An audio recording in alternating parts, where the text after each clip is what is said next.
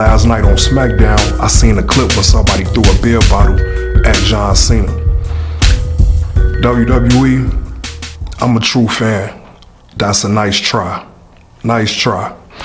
But I know better than that. That shit looked too clean, and there was just no way that a random fan just happened to throw a beer at John Cena.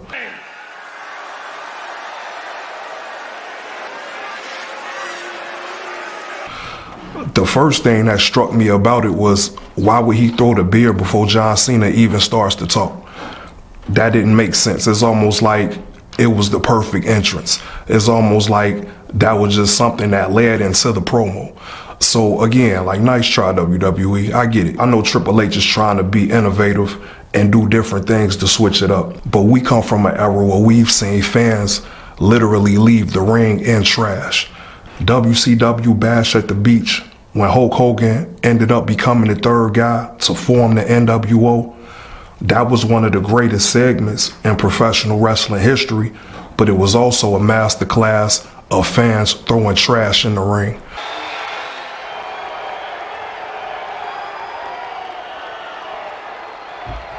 That visual will always stick with me to this day. So when I see one miscellaneous fan throw a beer bottle at John Cena, forgive me if I don't get too excited, and don't mind me for pointing out what I feel like should be the obvious. That was definitely scripted, and I guess for some fans it did the job, and that's what's up. I'm glad some of y'all happy. You can't run game on me. A lot of people enjoyed it, and that's what's up. I'm happy for them, but y'all can't run game on me. But nice try, nice try. I guess it was a nice touch, but it was too polished. It was too clean for it to be something organic that happened. That definitely was something that was put together by the creative team in WWE. And the sad part about it is because the whole John Cena run has just not lived up to the hype at all. The promo that he gave that night was a great promo. Like, John Cena definitely gave a great promo Friday night on SmackDown, and I enjoyed it. But that still doesn't negate from the fact that the overall run is just dry. It's just not working. It's just like the Seth Rollins group. Quite actually, it's just a certain energy missing from both storylines. And with John Cena, it's a little bit more shocking because, like I said, the promo was good because we all know what John Cena could bring to the table when it comes to the microphone. So in this instance, it's not really all on John Cena because I've never been a big John Cena fan. I've always been able to appreciate what he brought to the character, and that was passion and intensity, and he was always one of the best on the mic. So that's not lost on me. And again, he did good with his promo. The beer bottle thing is almost equivalent to what I mentioned on Monday Night Raw with Paul Heyman. It seemed like a few things are being done out of desperation, and it's being masked and disguised to look like these great segments. It's just falling flat because I feel like once you followed the sport for so long, we've really seen organic moments. Even if it's a minor offense with a fan, they will quickly edit any type of fan participation right out of the broadcast instantly. They never let you see those type of things because I can remember several instances in the past and even some more recent. Seth Rollins comes to mind. I think on a Monday Night Raw, a fan, he came over the barricade and tackled Seth Rollins, like literally trying to fight the man.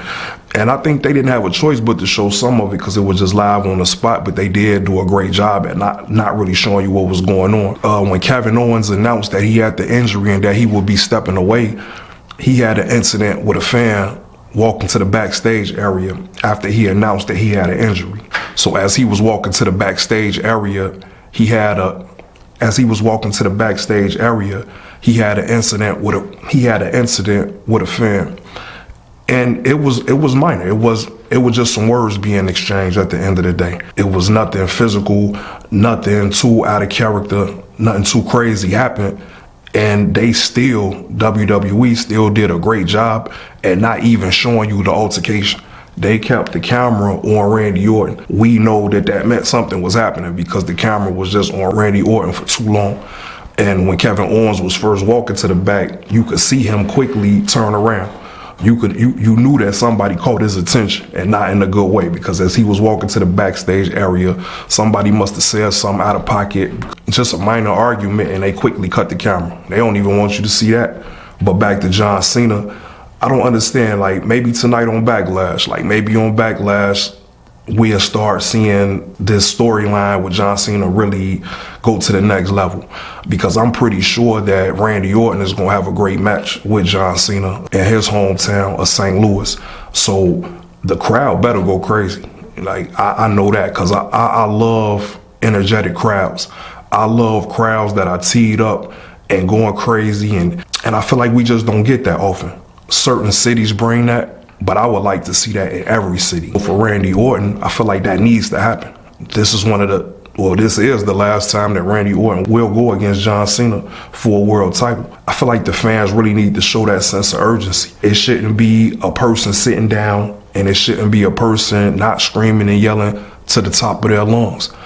I'm from Chicago, and CM Punk is a hometown hero, and we know how that go in the professional wrestling world. Whenever CM Punk is in Chicago, is one of the greatest reactions of any wrestler, maybe of any sport, for a single character. I want to see the same thing for every wrestler in every city. Every time a wrestler is in his hometown should go crazy. The whole arena should not be sitting down when they see their hometown hero performing in the ring. They should be screaming at the top of their lungs. They should be letting the world know how special their hometown hero is to them. So tonight, I expect to see that. Even though I'm not liking the direction that the product is moving in, I want to see John Cena do well. It's not about how I feel. The product, I'm worried about the product, because I understand the quality that the product should be in, because we've seen the best to do it. My last video, I spoke on that briefly. My whole introduction into wrestling and the people that made me fans. So my expectations are through the roof. John Cena is one of the greatest of all time, if not the greatest. That's a part of his gimmick. So at some point, we got to get beyond just words, because we know John Cena is good on the mic. He just needs to have more involvement in the show, especially as the bad guy who's saying that the WWE isn't up to standard, and that he doesn't believe in any of the wrestlers to take it to the next level. Then I want to see a little bit more interaction with other wrestlers. I don't want to see a nostalgia act where he's just having matches against guys that he came into the business with. I want to see him use all of those years of superstardom and serve his purpose the way any veteran would serve their purpose, and that's to build the next generation of stars. That's to start giving the new generation their own history and storylines to get momentum from. Who's better to get a jump start from than John Cena? I mean, it's just a no-brainer. So I understand what they're doing with Randy, because it's his hometown, and again, I hope they go crazy. But after this match, because we know John Cena he's not dropping the title. Once the match is over, again, I would like to see him have more interactions with almost all the superstars, because if they on the roster, why not?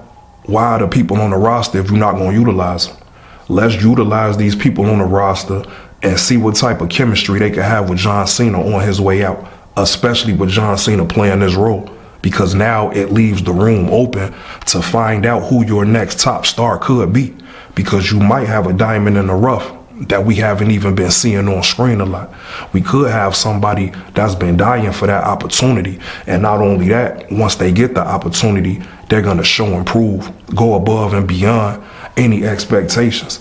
But we got to give them the chance to do that. So I don't understand why we even playing games and just seeing John Cena come in the ring one time and say a few words.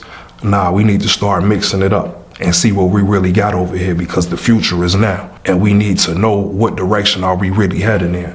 Roman Reigns and Seth Rollins won't have too much time left in the business either. So all of the people that we've come accustomed to being the main stars are slowly and surely on their way out of the ring and out of the door.